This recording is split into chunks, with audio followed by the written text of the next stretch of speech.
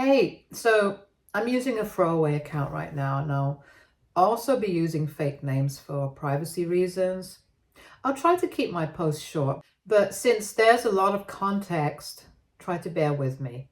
Thank you. So I, 26 female, have been married to my husband Nick, 27 male, for a year now. I met him 3 years ago at a work party and we got along really well. So we went out on a couple of dates after that and decided to get into a relationship after a few months. After 3 years of dating, he asked me to marry him and I said yes. We get along with each other's families too. My family consists of my parents and I. I've never had any siblings and my cousins all live in different cities, so we met only on the holidays. I never knew what being part of a big family that gets together for every event was like, and I found out only after I started dating Nick. His immediate family consists of his parents, an older sister, Tessa, 30, female, and a younger brother, Alex, 22, male. Alex still lives with his parents in their house, and my in-laws' house is right down the street from where Tessa lives with her husband. Tessa has been married for 5 years to her husband, Mark, 32, male, and they have a 3-year-old daughter, Amy. My in-laws' house is at a location that is easily reachable by most members of my husband's immediate and extended family, like his aunts and uncles and cousins. All of them live in the same city and get together at least once a month, and my in-laws are always the hosts, so Nick and I try our best to attend. They've always been kind to me, and I'm grateful for that. But since I wasn't used to this kind of tight-knit family and such frequent socializing, I'd get tired really quickly at these gatherings and would want to come back home early, and Nick would get mad. He believes that I get too exhausted too quickly whenever it comes to his family because I'm not used to this. And he thinks that I'm not even trying to understand his family's dynamics, while I think that he's a little too enthusiastic about his family. We've had a couple of disagreements about this over the years, but it's just one of those things that we have to agree to disagree on. So whenever I find myself getting too tired at his family's parties, I drive myself home and he comes back on his own time. Sometimes I have to skip because I'm too tired from work, and he has to be okay with it. He hasn't said anything about this arrangement so far, so I figured that he must have been okay with it. I didn't mind his enthusiasm about his family either, because this issue only caused minor disagreements between us, but never full-blown fights. So I thought it was fine. Now, about 2 weeks ago, my sister-in-law Tessa asked me to accompany her on a girls' trip to LA with her and her daughter, since it was her 31st birthday in a few days, but her husband would be away on a business trip and her friends were all busy with their own work and lives. I liked Tessa because she was sweet to me, but at the same time, I was about to be assigned a really important project in a few weeks, so I didn't want to miss work. But my husband pushed me to go on the trip because once I took up the project, I wouldn't be able to take a holiday for quite a while, and he was right. So I agreed to accompany her, and we were scheduled to take our flight 2 days ago. Tessa had been kind enough to pay for me, so I had nothing to worry about money-wise. We were supposed to stay in LA just for Tessa's birthday weekend and then come back, so I packed for 2 days and a little extra. It was just one bag and that was it. But when I got to the airport yesterday, I realized that Tessa had a bunch of bags and all of them looked ready to burst, as if she was carrying her entire wardrobe inside those bags. She also didn't look in the mood for a party and had a very grim look on her face. She'd asked me to reach the airport an hour early for some reason, but I didn't ask her why. I figured she wanted to beat the traffic, so she wanted me to leave early, and so I did. On seeing the bags, I asked her if she was planning to stay in LA as a joke, but she turned to me and told me that she actually was, with a straight face. I was very confused, so I asked her if she was being serious, and again she said yes with the same face. Then she told me that she'd recently found out that her husband Mark had been cheating on her with one of his friends. I was dumbfounded when she said that because from what I'd heard, Tessa and Mark had been together since high school and he seemed to be head over heels in love with her. So for him to cheat seemed very far-fetched. I asked her how she'd found out, and she then told me that one of her friends had spotted him at lunch with his friend, and apparently they'd been hugging and laughing 3 weeks ago. She didn't confront her husband after she received this information, and neither did she ask him anything about it, but made up her mind to leave without a word instead. She booked our tickets to LA a few days before she asked me to accompany her, and once we got there, she'd be living with a friend and needed my help to settle down there permanently. After telling me this, she went back to sulking again. Now, I'm not a relationship expert, but I'm pretty sure that a man hugging another woman could be platonic as well. And Tessa hadn't even seen this firsthand. A friend had told her about it. So it seemed really ridiculous to me that she was leaving him over something as petty as this without even trying to address the issue and talk to him about it to find out the truth.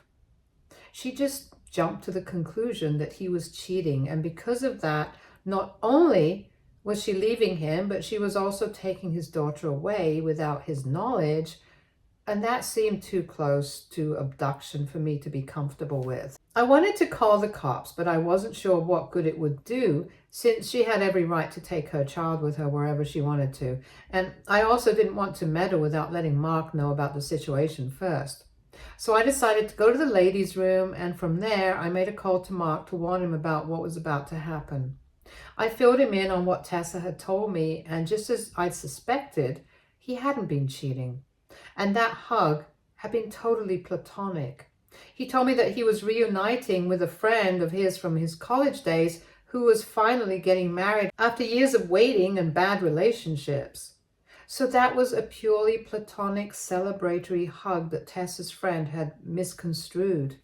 In fact, Tessa had even known that he was meeting an old friend for lunch. I asked him if he wanted me to call the police to stop Tessa from leaving, but he said that he didn't want to get the cops involved, and just like me, he thought it'd be pretty pointless since, as Amy's mother, she had full custody of her and could choose to take her wherever she wished to. Unfortunately, he wasn't in town at the time and was away on a business trip, so Tessa had been serious about that part. When I told him what his wife was trying to do, he started panicking and hyperventilating and told me to hold her off for as long as possible, and he tried to talk to her and stop her from leaving however he could. I told him that I'd try my best and then went back out.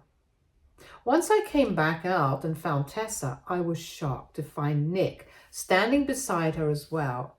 I'll admit I'd totally forgotten to contact Nick in crisis mode because at the time it felt more important to warn Mark instead.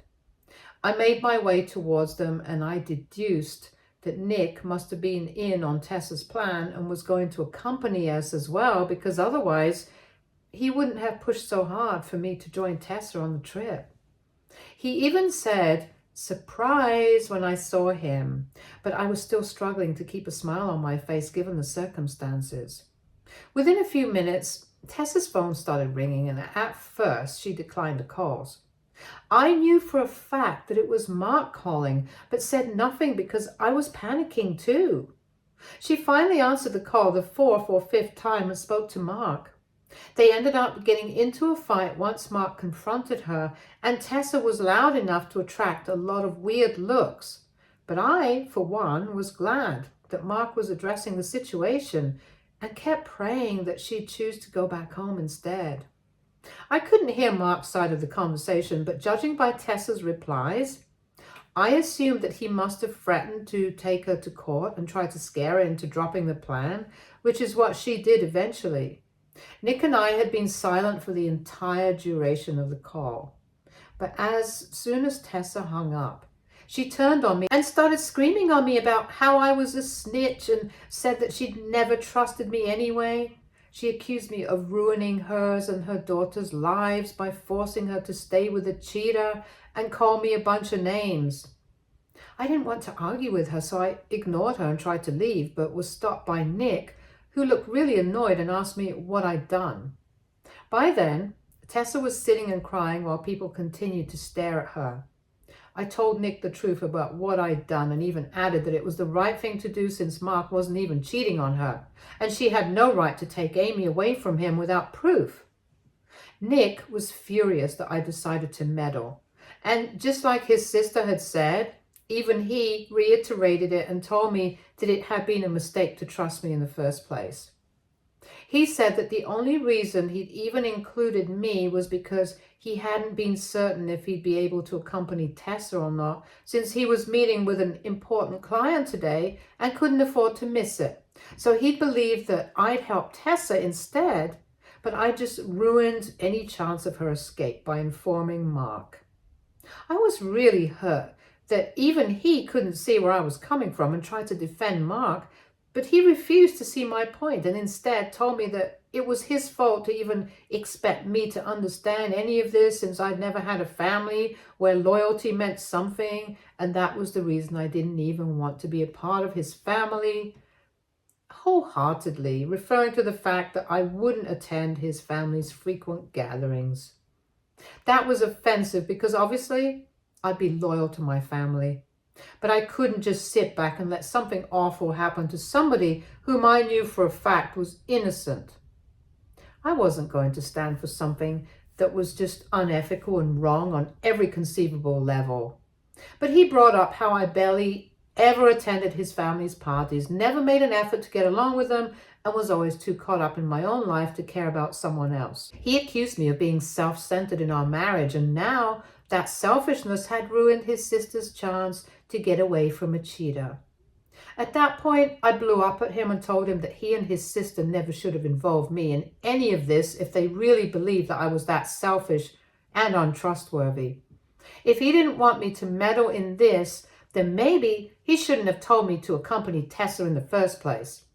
I then told him to take a hike and then stormed out of the airport, took the first cab I found, and headed straight to my parents' place. I've been here since then and haven't heard from Nick or Tessa or even Mark for that matter after I got here. I told my parents what had happened and they've tried their best to comfort me, but I still just feel so lost and upset. I don't understand what to feel right now. AITA for meddling with Tessa's plan to take her daughter away and preventing that by informing Mark about it? Update 1. Hi everyone, I'm sorry about the late update, but the past few days have been really busy and tense for me, so I haven't been using my phone much. First of all, thank you so much for being so nice to me and reassuring me that I wasn't the villain here. And I was just looking out for someone who, just like me, was totally innocent, but was going to be punished for it. It's been close to a week since I left my husband at the airport, and he hasn't tried to contact me since then. But Mark has. 2 days after the incident, he called me and thanked me for informing him in the nick of time and standing up for what was right. He also told me that he'd taken the next available flight back home an hour or two after I told him what was going on, and he hadn't been able to thank me properly since he was busy confronting his wife on the first day, and then on the second day he was moving out of the house. Apparently, Tessa had always been really jealous of this friend of his, but had never told him about it. She'd moved out of the country after they graduated from college, but when Mark mentioned to Tessa that he was going to meet this woman for lunch, she pretended to be okay with it, but also told a friend of hers to follow Mark, to keep an eye on him. So the friend who happened to witness the hug was there by design, and it wasn't just an unfortunate coincidence. They'd had a huge fight over this, and Mark had decided to file for divorce and full custody of Amy, because Tessa's behavior had been nothing short of psychotic, to say the least. I'm glad he's taking that step, and it has encouraged me to do the same as well. Nick hasn't reached out to me to apologize or even talk about things, and it's been a week now, so I don't think that this marriage can be saved anymore either. I feel bad about how things have turned out, but at least I know now that I was not the bad guy here. They're the ones who act like their family is like a cult or something. Family loyalty is for when you tell harmless little white lies and make your family feel better about themselves and being their source of courage when they need to do something difficult but good. Covering up for your sister and helping her make a run for it just because she suspects her husband has cheated because he hugged a friend in a happy moment, no less. And taking away someone's daughter from them isn't included in my definition of family loyalty, at least. If Nick and his sister want to play the victim here, then they're welcome to, but I'm not going to entertain this act at all. I've already told my dad about my decision to file for divorce, and they seem content I've decided to leave. They told me that they were proud of me and were actually looking for the right time to suggest a divorce themselves.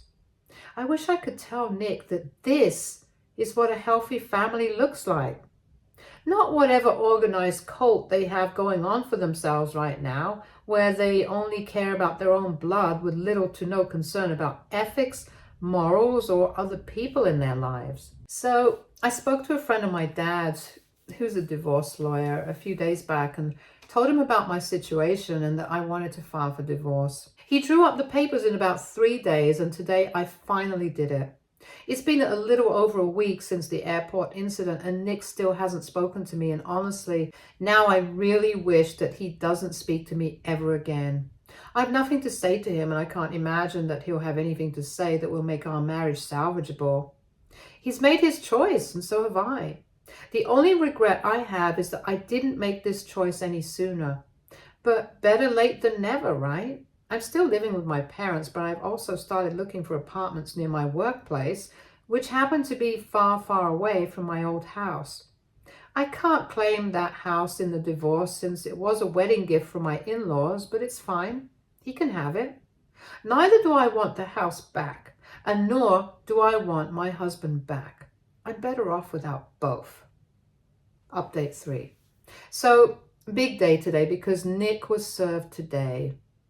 I didn't think that he would care because, like I said, he didn't make the effort to speak to me and resolve things after our big fight at the airport. But apparently he does care and wants to mend our relationship. It's just that he cares for all the wrong reasons, and I genuinely don't know how I didn't ever see this side of him before. He called me up today and demanded an explanation, and I told him point blank that he hadn't thought that it was important to speak to me after the fight and apologize to make things right. So now I didn't think it was important for me to stay with him anymore. And I wanted to get out of this marriage. He told me that he'd been waiting for me to apologize, which was just ridiculous because I hadn't even done anything wrong.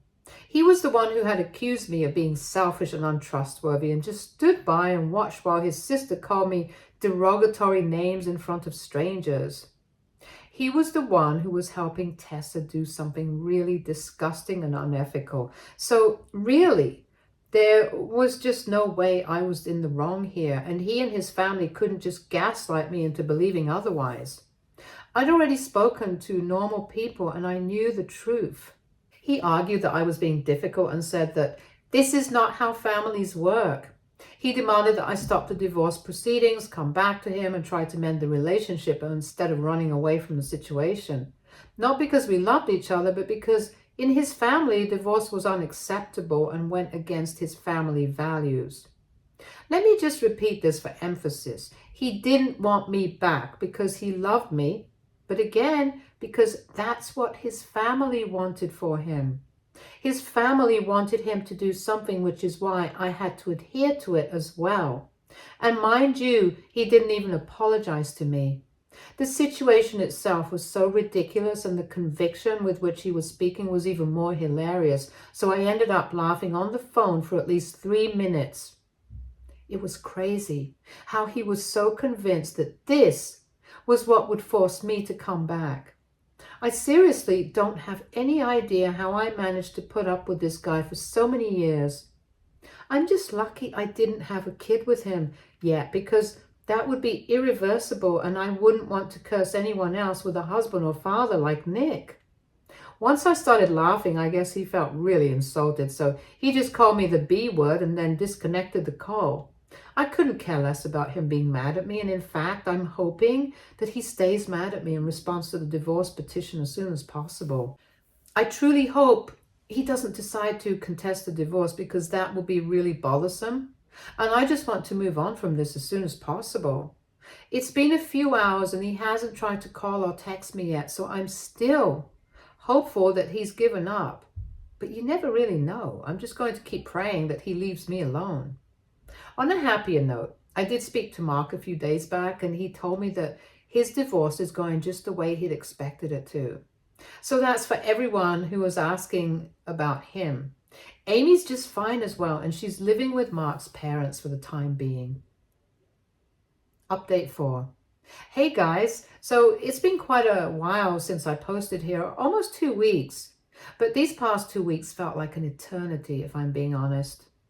When Nick realized that he couldn't convince me to come back, he first took to bombarding me with texts the next day onwards, but then I blocked him. So he decided to talk to my friends and bother them instead, but I found a solution for that as well, and just told them exactly what had happened and instructed all my friends to block him immediately. I thought I'd managed to get rid of him for a week or so, but then he decided to harass my parents instead. He called my mother up from a different number and told her that she'd failed at raising a decent human being, and actually said that he wished she'd terminated her pregnancy instead of birthing someone as immoral as me. And within a few hours of that, he decided to call my father up and said similar things. He also accused them of breaking our marriage, as if his own family and personality weren't repulsive enough to achieve that feat by itself. Anyway, I did get back to him and told him that if he bothered me or my family again, then I'd make sure to inform the police about his harassment. The only reason I hadn't already was because I was too busy, but I swear I would have done it if I had the time or the patience to deal with the hassle. He argued with me on the phone and we had a nasty argument, but at least he stopped bothering us after that. He isn't contesting the divorce either, which is a huge relief because that means I'll be out of here faster. I've already moved into a new apartment and will probably go back in a few days to collect my clothes. I'll definitely take a male friend along because I do not trust this psycho. I'll finally be rid of him in a few months. Stay tuned for more stories from our girl relationships.